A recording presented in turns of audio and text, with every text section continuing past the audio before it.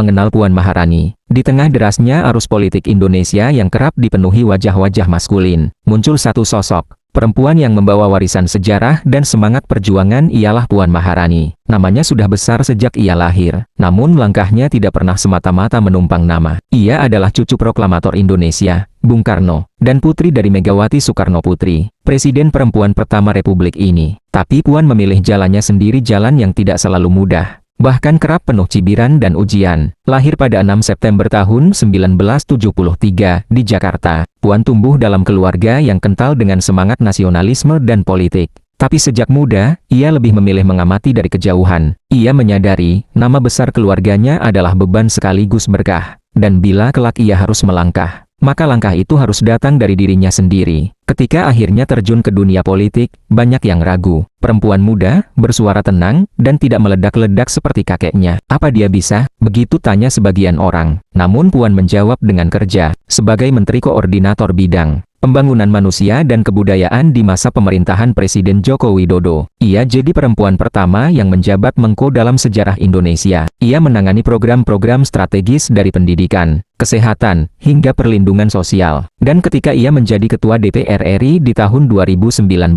dunia kembali mencatat namanya. Puan Maharani adalah perempuan pertama dalam sejarah Indonesia yang memimpin lembaga legislatif tertinggi. Tak sedikit badai yang datang, dari kritik keras, tudingan politik dinasti, hingga sorotan tajam setiap geraknya. Tapi Puan tetap berdiri, seperti karang yang diam tapi kuat menahan gelombang. Baginya, suara perempuan di ruang-ruang kekuasaan adalah suara penting, yang terlalu lama diabaikan. Ia percaya bahwa perempuan tak hanya bisa memimpin rumah tangga, tapi juga bisa memimpin negara. Dan dalam setiap langkahnya, Puan membawa pesan bahwa politik bukan hanya soal perebutan kekuasaan, tapi juga perjuangan untuk mengubah nasib rakyat. Di balik layar, ia dikenal sebagai pribadi yang tenang namun tegas. Ia bukan tipe orator lantang seperti Bung Karno, tapi lebih memilih menunjukkan hasil melalui kerja dan keberlanjutan. Kini, di usianya yang matang, nama Puan Maharani kian diperhitungkan. Ia bukan lagi sekadar cucu Bung Karno atau putri Megawati. Ia adalah dirinya sendiri, seorang perempuan Indonesia yang menapaki panggung sejarah, dengan segala tantangan yang menyertainya. Dan siapa tahu, mungkin di masa depan, Puan akan mencatatkan sejarah baru sebagai pemimpin tertinggi negeri ini. Hanya waktu yang bisa menjawab.